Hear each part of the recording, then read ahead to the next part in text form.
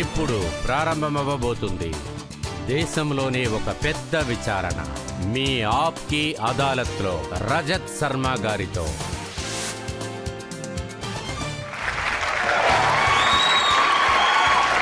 నమస్కారం. Thank you. మీ ఆప్కి అదాలత్కి మిమ్మల్ని స్వాగతిస్తున్నాను. ఆప్కి అదాలత్లో ఇవాల్టి అతిథి ఎలాంటి నేత అంటే ఆమె ధైర్యంతో, తన సాహసంతో, తన మాటలతో ఎప్పుడూ చర్చల్లో ఇరుక్కుంటూ ఉంటారు. ఎలాంటి విషయాన్నైనా గట్టిగా వాదించగలరు. ప్రజలకి ప్రియమైన మోదీ సర్కార్లో అతి తక్కువ వయసులోనే క్యాబినెట్ మినిస్టర్ అయిన ప్లీజ్ వెల్కమ్ స్మృతి ఇరానీ.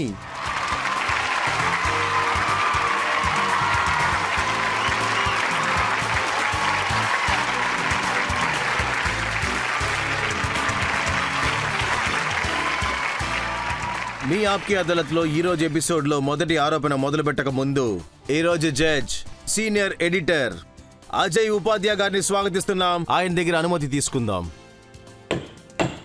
మీరు విచారణ ప్రారంభించవచ్చు.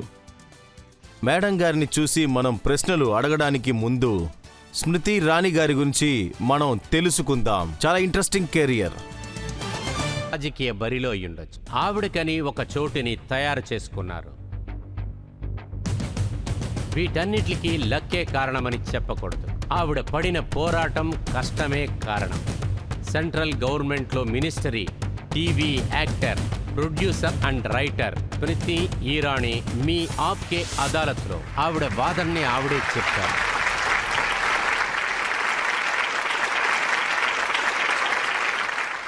మేడం, మీకని ఎన్నో అవతారాలు ఉన్నాయి, కానీ 8 సంవత్సరాలు మీరు ప్రజలు మనసులు దోచుకున్నారు తులసి క్యారెక్టర్లో. ఈ రోజుకి ప్రజలు మర్చిపోలేదు. ఈరోజు చెప్పాలంటే మిమ్మల్ని మిస్ చేస్తున్నారు. మీరు కూడా మిస్ అవుతున్నారా? రజత్ సార్, నేను ఇంట్లో పిల్లల్ని చూసుకోలేకపోయాను, అందుకని కోడల రోల్ చేయలేకపోయా. నాకు తెలిసి దేవుడి అనుగ్రహం చాలా మందికి చాలా ఎక్కువగానే దొరుకుతుంది. అది కూడా చెప్పాలంటే వాళ్ళు పుట్టిన కుటుంబంలో ఒక 200 రూపాయలు కూడా దొరకదు. అది కూడా ఆడపిల్లగా పుడితే అందరూ గుచ్చి కూడా మాట్లాడతారు. అయ్యో, అమ్మాయి పుట్టిందని కూడా అంటారు. తినకి పెళ్లి చేసి పెట్టాలి, ఇంకేం చేస్తుందంటారు. ఇలా గాయపడిన అమ్మాయి ఒకరోజు ఇండియన్ పాలిటిక్స్లో, అది కూడా దేశపు మీడియాలో భాగం పంచుకోవడం స్టార్ట్ చేసిందంటే దీన్ని చూసి ఆడవాళ్ళు గర్వపడాలి. ఇదేదో నేను గర్వంతో చెప్పటం లేదు, అందరు ఆడవాళ్ళకి దక్కిన గౌరవం చెప్తున్నాను. ఈ రోజు మా దగ్గర ఛాలెంజ్ చేస్తుంటే ఇండియాలో ఉన్న ఆడవాళ్లు, అది కూడా చాలా సాధారణమైన ఆడవాళ్లు, నాలాగా సాధారణంగా పనిచేస్తున్నారు, చాలా ఎక్కువ హార్డ్ వర్క్ చేస్తున్నారు. వాళ్ళకు కూడా దేవుడి దయ దొరుకుతూనే ఉంది.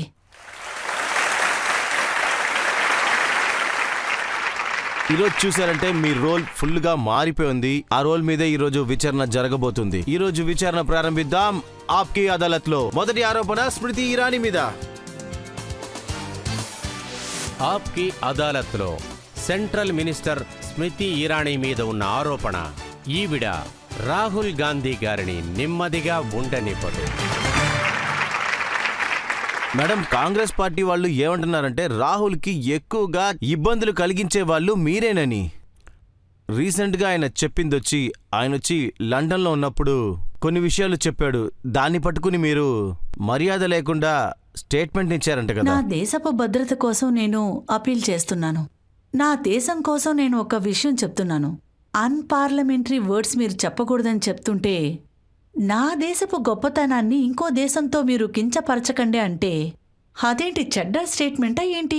ఆయన ఏమన్నారంటే స్మృతి ఇరానీ రాహుల్ గాంధీ మినిస్ట్రీలో, ట్రోల్ మినిస్ట్రీలో పెద్ద మినిస్ట్రీ అంట. ఇలా చూడండి, ఆయన నా మీద చాలా కఠినమైన విమర్శలు చేస్తున్నారు.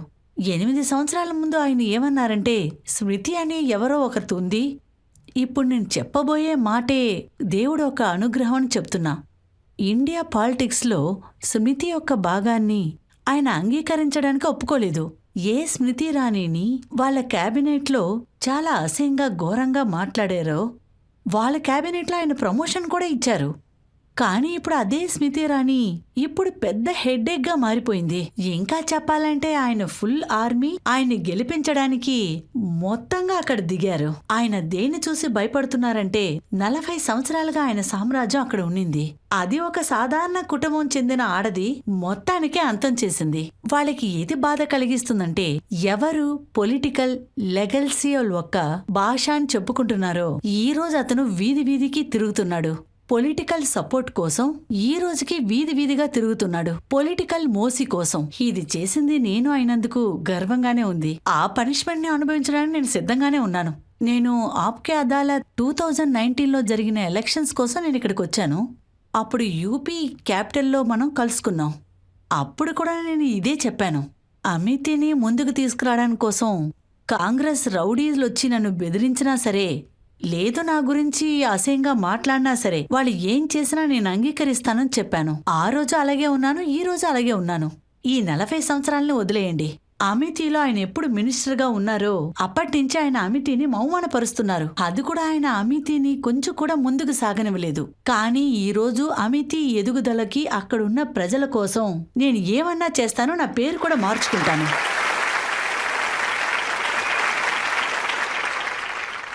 కానీ మేడం, ఇప్పుడు విషయం మీ దాకా వచ్చి ఆగిపోలేదు. మీరు లండన్కి వెళ్ళి మాట్లాడుతున్నారు కదా, అక్కడ కూడా సమస్యలు సృష్టిస్తున్నారు. నాకు తెలిసి ఎంతమంది ఇండియన్స్ ఇక్కడ కూర్చున్నారో, ఇక్కడ యువకులు ఉన్నారు, సీనియర్ సిటిజన్స్ ఉన్నారు, లేడీస్ కూడా ఉన్నారు. నేను మీ దగ్గర ఒక ప్రశ్న అడగాలనుకుంటున్నాను. కుటుంబంలో గొడవలు రావటం అనేది సహజమే. కానీ మనం ఏమంటాం? కుటుంబంలో వచ్చే గొడవ మనమ్మ మనకి చెప్తుందా ఏంటి? కుటుంబంలో జరిగిన గొడవలు బయటికి చెప్పమని, మన దేశం గురించి నీచంగా మాట్లాడని ఎవరైనా పంపిస్తున్నారా ఏంటి? దీనికి ఎవరైనా సమాధానం చెప్పగలరా? ఈ రోజు నేను ఆప్కే అదాలత్లో ప్రజల దగ్గర అడుగుతాను. మీ దేశంలో డెమోక్రసీ చనిపోయిందా ఏంటి? ఇప్పుడు కూడా 5 సంవత్సరాలకు ఒకసారి మీరు ఎలక్షన్లో వెళ్ళి ఓటు వేసి మీకు నచ్చిన గవర్నమెంట్నే కదా సెలెక్ట్ చేసుకుంటున్నారు. మీరు రూలింగ్ పార్టీకి ఓటు వేయకుండా అపోజిషన్ పార్టీకి ఓటు వేసినా సరే మీరు ఖచ్చితంగా వెయ్యొచ్చు అనే స్వతంత్రం మీకు ఉందా లేదా? మీరు ఇంతమంది కూర్చున్నారు. నేను మీ దగ్గర అడుగుతాను. ఈ రోజు వరకు మోడీ సార్ నాకు మీరు ఓటు వేశారా లేదా అన్నది కూడా ఆయన అడిగింది లేదు. కానీ ఆయన రోడ్డు వేశారే, దాని మీద ఓటు వేయనివాడు కూడా నడుస్తూ వెళ్తున్నాడు కదా. టాయిలెట్స్ కూడా కట్టించారు. దేశం ఒక్క 110 మిలియన్ కుటుంబాలకి. అందులో ముఖ్యంగా ఆడవాళ్లు కష్టపడకూడదనే కదా.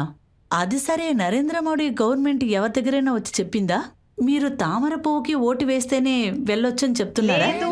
ఇక్కడ ఉన్న అందరి ఇండియన్స్ దగ్గర నేను అడగాలనుకుంటున్నాను. మీకు నరేంద్ర మోడీ మీద కొంచెమైనా కంప్లైంట్స్ ఉన్నా సరే మీరు ఇండియాని విభజించండి అని అరుస్తారా? ఇండియాని విభజించండి అని ఎవరు అరుస్తారో వాళ్ళకి మీరు సపోర్ట్ చేస్తారా?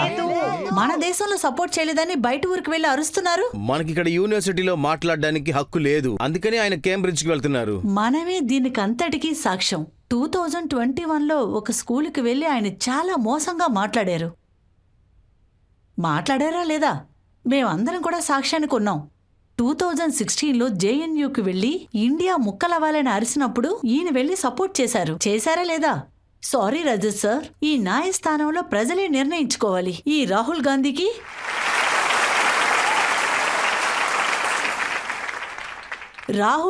ఇక్కడి నుంచి బయలుదేరి విదేశాలకు వెళ్ళి, అది ఏ దేశానికి? మన దేశాన్ని చాలా రోజులుగా పరిపాలిస్తున్న దేశానికి.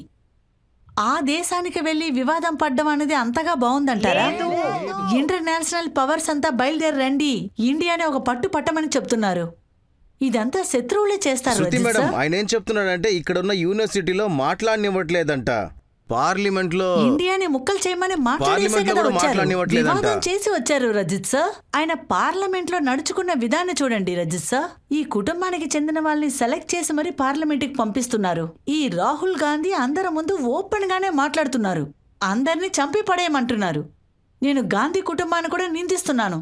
వాళ్ళ కాంగ్రెస్ పార్టీకి చెందిన మనుషులే ఒకడు ఓపెన్ గా మాట్లాడాడు, 4-5 చంపేమని. ఎవరిని చంపమన్నారని నేను ఇక్కడ ఓపెన్ గా మాట్లాడాలనుకోవటం లేదు. గాంధీ కుటుంబం చెందిన వాళ్ళు సెలెక్ట్ చేసి మరి ఇక్కడ పంపించారు. వీళ్ళందరూ సాక్ష్యంగా ఇక్కడ కూర్చున్నారు. దేశం ఒక్క వైస్ ప్రెసిడెంట్ చైర్మన్ గా ఉన్నారు రాజ్యసభలో. మన దేశంలో ఎప్పుడు ఇలా? ఇక్కడున్న యువతల దగ్గర నేను అడుగుతాను.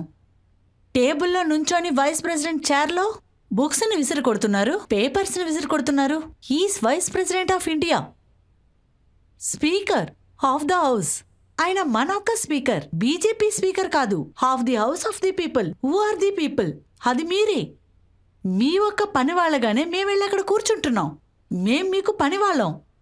మీ ఒక్క పని వాళ్ళు ఉన్నారు కదా, వీళ్ళు లోక్సభలో వెళ్ళి కూర్చుంటారు. అక్కడికి వెళ్ళి కూర్చొని రాహుల్ గాంధీ, సోనియా అడ్వైస్తో మీరు అక్కడున్న పేపర్లన్నీ చించి పడేస్తారా? స్పీకర్ ఫేస్ మీద విసిరి కొడతారా? ప్రజలు దీన్ని అంగీకరిస్తారా? అంగీకరించరు. ఆయన ఏం చెప్తున్నారంటే మాట్లాడేటప్పుడు మైక్ ఆపేస్తున్నారని సార్, అక్కడ చెప్తున్నారు. మైకే లేదు. మైక్ ఎక్కడి నుంచి ఆఫ్ చేస్తారు?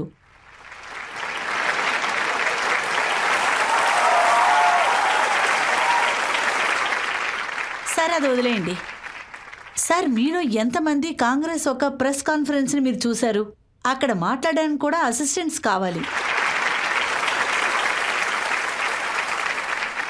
అది కాకుండా ఇంకో విషయం కూడా ఉంది. కావాలంటే మీరే వెళ్ళి చూడండి వాళ్ళ ప్రవర్తనని. వాళ్ళు ఏం చెప్పారో తెలుసా? Unfortunate member of parliament. వాళ్ళ మెంబర్ ఆఫ్ పార్లమెంటుగా ఉండడమే పాపం అని అనుకుంటున్నారంట. ఇక్కడున్న పబ్లిక్కి అందరికీ అన్ని విషయాలు ఆయన తెలుసు. తెలియకుండా చెప్పాడు, దాన్ని పట్టుకుని పోయి మీరు. ఇక్కడ విషయం అది కాదు రజత్ సార్. కాంగ్రెస్ తప్పు చేస్తారు, ప్రజలు దాన్ని అనుభవిస్తూ ఉండాలా? ఇదే ఇక్కడ నడుస్తోంది. రాహుల్ గాంధీ తప్పుని మీరు కాంగ్రెస్ తప్పని మీరు చెప్తే అది ఎందుకని ట్యాక్స్ పేరు తల్లో కడుతున్నారు? దేశ ప్రజలు ఎందుకని కట్టాలి? మన దేశం గురించి విదేశాల్లో తప్పుగా మాట్లాడుతున్నావు, అవమానపరిచావు, నువ్వు అబద్ధం కూడా మాట్లాడావు. అది కూడా నువ్వు అక్కడ బయలుదేరి వెళ్ళి అందరిని బతిమాలుతున్నావు రమ్మని. ఈ యంగ్స్టర్స్ గురించి నేను మళ్ళీ చెప్తున్నాను రజిత్ సార్. ఈ రోజు వరల్డ్ లో ఎకనామిక్స్ పొజిషన్ లో మన 5వ స్థానంలో ఉన్నాం. మనం ఇలా ఎదుగుతూ వస్తున్నామంటే దానికి కారణం ఏంటి? వీళ్ళ ఫ్యూచరే రేపు బ్రైట్ గా ఉంటుంది. రాహుల్ గాంధీ లండన్ కి వెళ్లి వీళ్ళందరినీ కూడా అటాక్ చేశారు. మేము పార్లమెంట్లో అంతా మాట్లాడతాం, మేము ఎలక్షన్ క్యాంపెయిన్లో గొడవ కూడా పడతాం. వీళ్ళ ఫ్యూచర్ని ఆయన గురి పెడుతున్నారు. మన మీద ఎకనామికల్ శాంక్షన్ రావాలని ఎదురు చూస్తూ ఉన్నారు. అది రాకపోతే వాళ్ళకి నొప్పేస్తుంది. మన దేశం మీద ఏదో ఒక దేశం ఆర్థిక సమస్య అడ్డు వేశారనుకోండి, మన ఆర్థిక పరిస్థితిని ఎవరైనా అటాక్ చేస్తున్నారనుకోండి, వీళ్ళందరి కళలు నాశనం అయిపోతాయి. వీళ్ళు మన దేశాన్నే కాదు, మోడీని మాత్రం కాదు, ఈ యంగ్స్టర్స్ ఫ్యూచర్ను కూడా నాశనం చేస్తున్నారు. ఇవన్నీ చేతులు ముడుచుకొని చూడమంటున్నారా? ఈ దేశమే చెప్తుంది కదా. ఈ క్యాబినెట్ అనేది కొన్ని మంది మినిస్టర్లు వెళ్ళి అక్కడ కూర్చున్నారు అంతే. కానీ ఆ క్యాబినెట్సే మన దేశపు జెండాని పైన ఎగరనిస్తున్నారు. మన దేశం యొక్క 3 రంగుల జెండా ఉందే, అది ఉట్టినే గాల్లో ఎగరటం లేదు. దానికోసం చాలా మంది ప్రాణత్యాగం చేశారు. కానీ నేను కాంగ్రెస్ లీడర్ మల్లికార్జున్ ఖార్గే స్టేట్మెంట్ చూశాను. ఆయన ఏమన్నారంటే రాహుల్ క్షమాపణ అడగడని. కాంగ్రెస్లో ఈ గాంధీ కుటుంబం ఉంది కదా, చాలా వాళ్ళ అహంభావం చెందిన వాళ్ళు. అలాంటి ఒక సర్టిఫికేట్ని మల్లికార్జున్ ఖార్గేని ఇచ్చేశారు. ఆయన ఒక 2-3 విషయాలు చెప్పారు. చెప్పండి. అంటే పిఎం మోదీ ఎప్పుడు చైనాకి వెళ్లారో అక్కడ ఆయన మాట్లాడిన మాటలు ఏంటంటే ప్రజలు ఇండియాలో పుట్టిందే అవమానంగా అనుకుంటున్నారని. పిఎం గారు ఎప్పుడు సౌత్ కొరియాకి వెళ్లారో అప్పుడు ఇండియాలో పుట్టింది చాలా పెద్ద పాపం అని ఇండియా ప్రజలు చెప్తున్నారని అక్కడ చెప్పారు. ఆయన చెప్పింది మోదీ విదేశాలకు వెళ్లి అలా మాట్లాడుతున్నాడంటే రాహుల్ గాంధీ మాట్లాడే దాంట్లో ఏం తప్పు? సరే, నరేంద్ర మోడీ ఎప్పుడైనా దీని గురించి చెప్పారా? అదేంటంటే డెమోక్రసీ ఇండియాలో ఎప్పుడైనా అంతమైపోయిందని చెప్పారా? చెప్పలేదు కదా. లేదంటే నరేంద్ర మోడీ ఇదన్నా చెప్పారా? అదేంటంటే డెమోక్రటిక్ ఫ్రేమ్వర్క్ ఇండియాలో అంతమైపోయిందని చెప్పారా? అలా చెప్పనే లేదు. నేను ఈరోజు మల్లికార్జున ఖార్గేని ఇక్కడ ప్రజలే కూర్చొని ఉన్నారు, వాళ్ళ ముందే చెప్తాను. నన్ను మీరు పిలిచారంటే చక్కగా ఇక్కడ వచ్చి కూర్చుంటాను. మీరు ఒకటి చెయ్యండి రజిత్ సార్, రాహుల్ గాంధీని పిలండి, ఆయన అలాగే పారిపోతారు.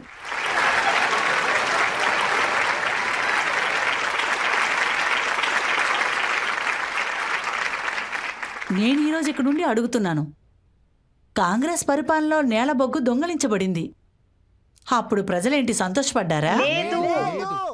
కామన్వెల్త్లో కన్ఫ్యూజ్ జరిగినప్పుడు యంగ్స్టర్స్ అంతా అక్కడికి వెళ్ళినప్పుడు నేరుగా అక్కడి నుంచి మీ కళ్ళ ముందే ఆ స్టేడియం ముందే విరిగి కింద పడింది. అప్పుడు యంగ్స్టర్స్ అంతా సంతోషంగా ఉన్నారా? లేదు. ఇప్పుడు మళ్ళీ నేను తిరిగి అడుగుతున్నాను, 2014 ముందు అసలు కాంగ్రెస్ ఇక్కడ ఏం చేస్తూ ఉంది? ఇది మన దేశానికే కాదు, విదేశానికి కూడా తెలుసు. India has a big future. అది కూడా మన దేశంలోనే. అమితి నుంచి ఒకడొచ్చి మన దగ్గర ఎందుకు చెప్పాడు? అక్క, 2014కు ముందే ఈ ఇటాలీ ఎకనామికల్ ఉందే అది 5లో ఉన్నింది. తర్వాత ఇండియన్ ఎకనామికల్ ఉందే అది 8, 9, 10లో ఉన్నింది. ఈ రోజైతే తలకిందులుగా మారింది. మనం 5లో ఉన్నాం, వాళ్ళు 10లో ఉన్నారు. వాళ్ళేం చెప్తున్నారంటే బీజేపీ వాళ్ళు దేశభక్తిని నేర్పించాల్సిన అవసరం లేదని.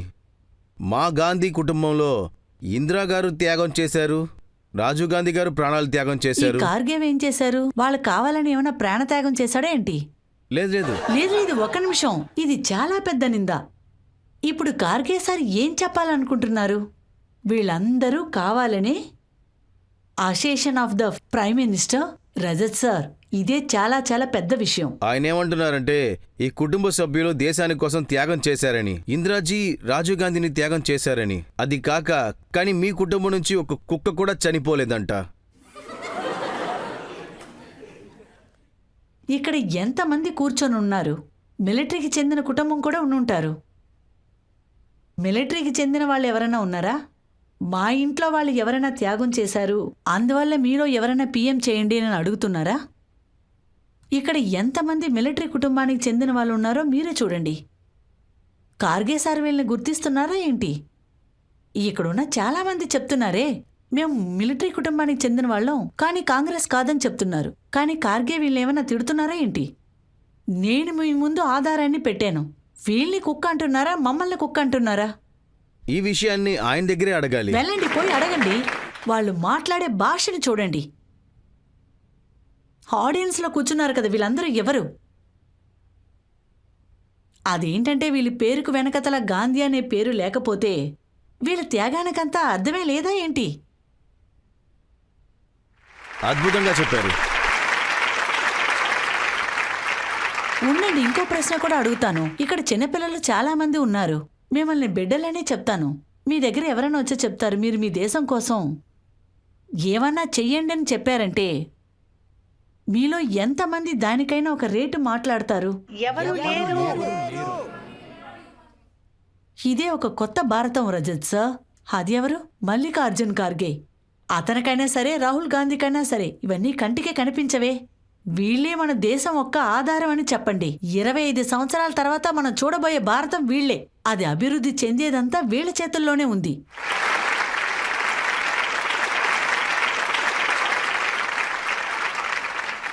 అది అధిరంజన్ చౌదరి ఏం చెప్పారంటే బీజేపీ మెంబర్స్ అందరూ రాహుల్ గాంధీ వెనకాతలే ఉన్నారని, ఎందుకంటే రాహుల్ గాంధీని చూస్తే భయం అంట. నేనొచ్చి ఈరోజు బీజేపీకి ఒక సాధారణ మెంబర్గా ఉండడం వల్ల ఇది చెప్తున్నా. మీరు నా దగ్గర పొలిటికల్గా మాట్లాడితే రజిత్ సార్, నేనే కాదు ఇక్కడ ఉన్న వాళ్ళందరూ చెప్తారు రాహుల్ గాంధీయే ఇక్కడ మెయిన్ స్పీకర్గా ఉన్నారని. ఆయన ఇదే విధంగా అయినా మాట్లాడిని, లేదా ఇంకా కూడా మాట్లాడిని, కానీ ఈ విధంగా మాట్లాడుతున్నారు కదా. నేను ఏమంటున్నానంటే ఆప్కే అదాలత్లో ఎవరూ కూర్చోవద్దు. అదే విధంగానే ఇక్కడ జడ్జి సీట్లో కూడా ఎవరూ కూర్చోవద్దు. 2 క్లర్కులొద్దు. ఇక్కడ కావాల్సింది కెమెరామెన్ రజిత్ సార్ ఇంకా రాహుల్ గాంధీ. మీరు అతని దగ్గర ఒకే ఒక ప్రశ్నని అడగండి. ఒక పాయింట్ నుంచి ఇంకో పాయింట్ని అడగండి. పాయింట్ నంబర్ 1, దేశంలో కరోనా సమస్య వచ్చినప్పుడు ఇండియాలోనే మంచి మెడిసిన్స్ తయారు చేస్తున్నా అది యూజ్ చేయమని చెప్పకుండా విదేశాల నుంచి మెడిసిన్స్ కొనమని ఆయన ఇబ్బంది పెట్టారు. ఎందుకని అడగండి. నెక్స్ట్ ఆయన దగ్గర అడగాల్సింది, దేశం ఒక్క పిఎంఏ చెప్తున్నారు అందరూ రండి అని. మేం మీ అందరికీ డిజిటల్ ఫైనాన్షియల్ ట్రాన్సాక్షన్ నేర్పిస్తామని అందరినీ పిలుస్తున్నారు. అప్పుడు ఇదే రాహుల్ గాంధీ మన ఇండియా ప్రజల్ని చాలా చండాలంగా మాట్లాడారు. ఈ ప్రజలందరికీ ఫోన్ ఆపరేటింగ్ కూడా తెలియదన్నారు. ఇది ప్రజల్ని కించపరచడం కాదా? ఈరోజు మీరే చూడండి, మన యూపీఐ ఒక్క ట్రాన్సాక్షన్ మీరు గమనించండి, ఆశ్చర్యాన్ని కలిగిస్తుంది. 125 లక్షల కోట్లకు ట్రాన్సాక్షన్ జరుగుతుంది. ఇండియాలో పెద్ద పెద్ద సిటీల్లో జరగటం లేదు, గ్రామాల్లోనే దీన్ని ఉపయోగిస్తూ వస్తున్నారు.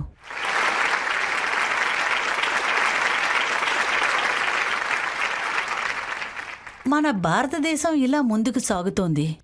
ఇవన్నీ ఎందుకు రాహుల్ గాంధీకి కడుపు మండిపోతుంది? ఎందుకు కడుపు మండుతుందో నేను చెప్తాను. 2014కు ముందు చిన్నవాళ్ళకి తెలీదు, పెద్దవాళ్ళకే తెలుసు. ఒక పేదవాడు వచ్చి బ్యాంక్ అకౌంట్ని ఓపెన్ చేయాలంటే బ్యాంక్ తలుపులు వాళ్ళ కోసం తెరిచే ఉండవు. ఎందుకంటే వాళ్ళ దగ్గర పేపర్ ఉండదు, మినిమం బ్యాలెన్స్ ఉండదు. నరేంద్ర మోడీ అందర్నీ పిలిచారు. మీరు మినిమం బ్యాలెన్స్ ఇవ్వద్దు, బ్యాంక్ వాళ్ళే మీ ఇంటికొచ్చి అకౌంట్ని ఓపెన్ చేస్తారని చెప్పారు. సరేనా? 480 మిలియన్ బ్యాంక్ అకౌంట్స్ ఓపెన్ అయ్యాయి. సరేనా? 48 మిలియన్ బ్యాంక్ అకౌంట్స్ ఓపెన్ అయ్యాయి కదా, 48 కరోడ్. అప్పుడు ఇండియా ఖజానా నుంచి డైరెక్ట్గా అమౌంట్ అకౌంట్స్కి వెళ్ళాయి. 28 లక్షల కోట్లకు పైగా వెళ్ళాయి డైరెక్ట్గా పేదవాళ్ళ అకౌంట్కి. ఇప్పుడు ఈ ప్రశ్నని మీకే వదిలేస్తాను. ఈ బ్యాంక్ అకౌంట్ లేకుండా ఉండుంటే 28 లక్షల కోట్లు ఎక్కడికి వెళ్ళుంటాయి? కాంగ్రెస్ ఒక సమస్య ఇదే. కానీ వాళ్ళు ఏమంటున్నారంటే ఇదంతా జరుగుతుంది కదా, ఇదంతా అదానిని కాపాడడానికే మీరు చేస్తున్నారంట. వాళ్ళ పేరు పార్లమెంట్లో రాకూడదని మీరు ఆపుతున్నారంట. ఇలా చూడండి, వాళ్ళ లీడర్ ఒకళ్ళు పంజాబ్లో ఇలా చెప్పారు, అరే మీరు అంబానీని వదిలేయండి, మోడీని చంపేయండి అని. ఇందులో విశేషం ఏంటంటే రాహుల్ గాంధీ కాదనలేదు. వాళ్ళ లీడర్స్ ఎయిర్పోర్ట్లో కూర్చొని ఆ ఎయిర్లైన్ దగ్గరికి వెళ్ళి మోడీ మిమ్మల్ని అంతం చేస్తారని చెప్పారు. డెమోక్రసీ పవర్ని చూడాలా? మీరు సెలెక్ట్ చేసిన పిఎం ఓపెన్గానే చంపాలని వీళ్ళు కాంగ్రెస్ మాట్లాడుకొని తిరిగారు. కానీ మీ పిఎం వింటూ నవ్వుకుంటూనే పనిచేసుకుంటూ ఉన్నారు. అంతేకాదు, మీ పిఎం ఒక చనిపోయిన తల్లిని, చనిపోయిన తండ్రిని అన్యాయంగా మాట్లాడి ఘోరంగా ఏళన చేశారు. 100 సంవత్సరాల్లో వాళ్ళు చనిపోయారు. ఆ తర్వాత కాంగ్రెస్ ఏం చేశారు? నేనిక్కడ ఆ ప్రశ్నను అడుగుతున్నాను. చాలామంది బాయ్స్ అండ్ గర్ల్స్ కూర్చున్నారు. మీ నాన్నగారిని ఎవరన్నా తిడితే, మీ అమ్మను కూడా తిడితే మీలో ఎవరు మౌనంగా కూర్చుంటారు? కానీ మోడీ సైలెంట్గా ఉన్నారు. ఎందుకంటే ఆయన దేశపు సేవకుడు. ఎందుకంటే అవమానం అనే విషయాన్ని అతను డైలీ తాగుతున్నాడు. ఇంకా చెప్పాలంటే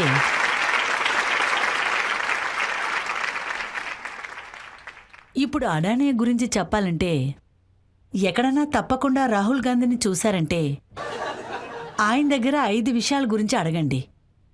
పాయింట్ నంబర్ 1, వాళ్ళ అమ్మగారు యూపీఐకి ముఖ్య నాయకురాలుగా ఉన్నారు.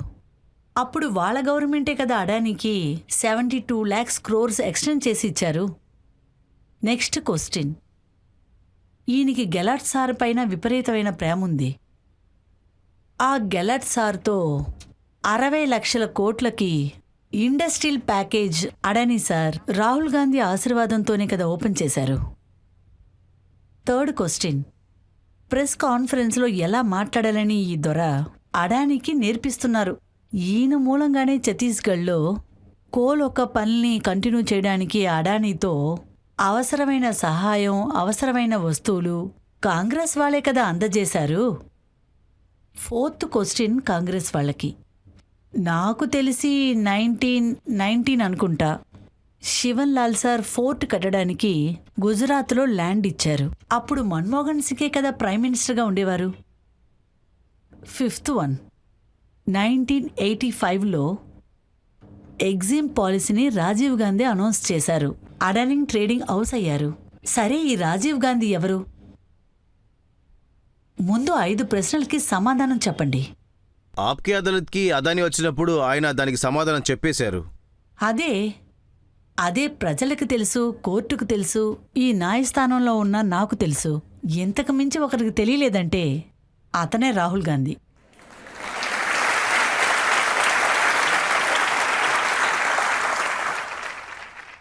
తర్వాత ఇదొచ్చి ఒక కాంగ్రెస్ లీడర్ రాశారు, కాస్త కరుణ చూపించండి మేడం, కాస్త ఊపిరి ఆడనివ్వు. కాంగ్రెస్ వాళ్ళు రాశారా? రాహుల్ రెండో గాయాన్ని తట్టుకుంటాడు, కానీ మొదటి గాయాన్ని ఆరనివ్వండి.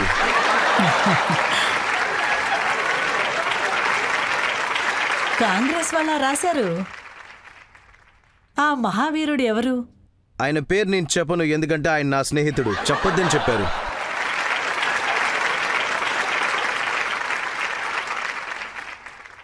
అడిగినందుకు సంతోషంగా ఉంది. ఈ 9 సంవత్సరాల పాలిటిక్స్లో నన్ను గాయపరచొద్దని ఒకడు ఏడుస్తున్నాడు. అయినా కూడా రాహుల్ గాంధీ అర్థం చేసుకోరు. మీరు కరుణ చూపించరు. నేను ఆయనకి ఆహ్వానాన్ని పంపిస్తాను, రండి అని. కొద్ది రోజులు అగతిలో జీవించి చూడండి, తెలుస్తుంది.